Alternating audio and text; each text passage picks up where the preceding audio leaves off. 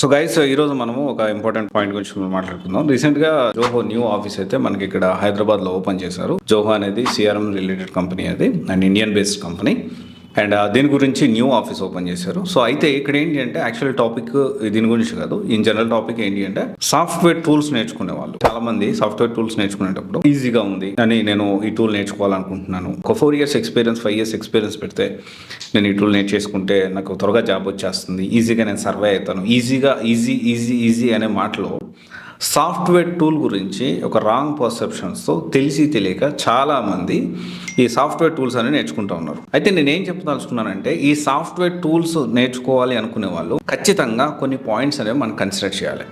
And ఇక్కడ ఏంటి అంటే ఫ్యూచర్ ఎలా ఉంది అండ్ ఏ ఇంపాక్ట్ ఎలా ఉంది, దాంతోపాటు ఈ టూల్ కాకపోతే ఆల్టర్నేటివ్ సిమిలర్గా ఉండే టూల్స్ ఏవేంటివి, వేటి మీద మనం ఫోకస్ చేయొచ్చు, అండ్ ఈ టూల్కి మార్కెట్ షేర్ ఎంత ఉంది, దీంతోపాటు వేరే వాటికి మార్కెట్ షేర్ ఎంత ఉంది, అండ్ దీంతోపాటు ఏ కంపెనీస్ ఈ టూల్స్ వాడుతున్నాయి, అండ్ దీనివల్ల కంపెనీస్కి ఏ విధంగా హెల్ప్ అవుతుంది, సో దట్ ఏంటి అంటే ఒక అంచనాకు రావడానికి అవకాశం ఉంటుంది. అండ్ నెక్స్ట్ ఫ్యూచర్లో, నెక్స్ట్ కమింగ్ డేస్లో, నెక్స్ట్ 5 yearsలో, నెక్స్ట్ 4 yearsలో మనం ఒకవేళ ఈ టూల్ లేకపోతే ఆల్టర్నేటివ్ ఏంటి అండ్ ప్యాకేజెస్ ఎలా ఉంటాయి, ఇవన్నీ కూడా మనం ఆలోచించి నిర్ణయం తీసుకోవాలి. అండ్ చాలా సింపుల్గా ఏంటి అంటే చాలా మంది ఇప్పుడు రీసెంట్గా MS Dynamics 365 గురించి మాట్లాడారు. అండ్ చాలా మంది నేను కోడింగ్ తక్కువ కాబట్టి మీరు చెప్పినట్టు Dynamics 365 నేను నేర్చేసుకుంటాను, దాని సైడ్ నేను వెళ్తాను, 2 years ఎక్స్పీరియన్స్ వాళ్ళు కాల్చున్నాయి కాబట్టి నేను వెళ్తాను. సో ఇట్లా ఆలోచించొద్దు.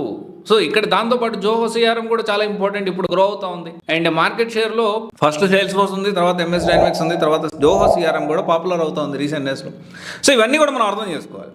అలా అర్థం చేసుకోకుండా నేను ఈజీగా ఉంది కాబట్టి ఈ టూల్ నేర్చుకుంటా అలా ఆలోచించొద్దు. అండ్ ఇది చాలా క్లియర్ కట్గా ఆలోచించండి, ఎందుకంటే ఫ్యూచర్ గురించి కూడా మనం ఆలోచించాల్సిన అవసరం ఉంది.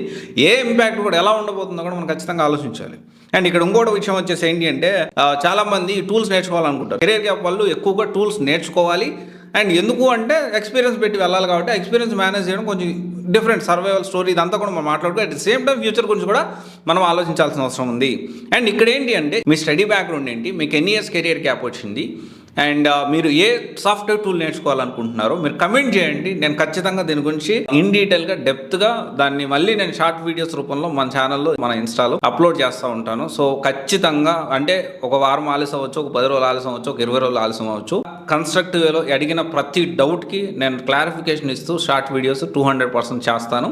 అండ్ ఇదైతే గుర్తుపెట్టుకోండి. అండ్ ఇప్పుడు మీరు బేసికల్లీ ఈ ఏ టూల్ నేర్చుకోవాలనుకున్నారో చెప్పండి, దాన్ని బట్టి ఎక్కువగా ఏ టూల్ గురించి స్టూడెంట్స్ అడుగుతున్నారో దాన్ని బేస్ చేసుకొని నేను నెక్స్ట్ వీడియో అనేది ఈ టూల్ సాఫ్ట్వేర్ టూల్స్ ఫ్యూచర్ ఎలా ఉంటుంది, సిమిలర్గా మార్కెట్లో ఏమేమి ఉన్నాయి, వారి మార్కెట్ షేర్ ఎంత ఉంది, అండ్ అది ఏ ఇంపాక్ట్ అవుతుందా అవ్వదా, అండ్ దీనికి ప్యాకేజెస్ ఎలా ఉంటాయి, ఇవన్నీ కూడా మనం ఇన్ డీటెయిల్గా డిస్కస్ చేసుకుందాము.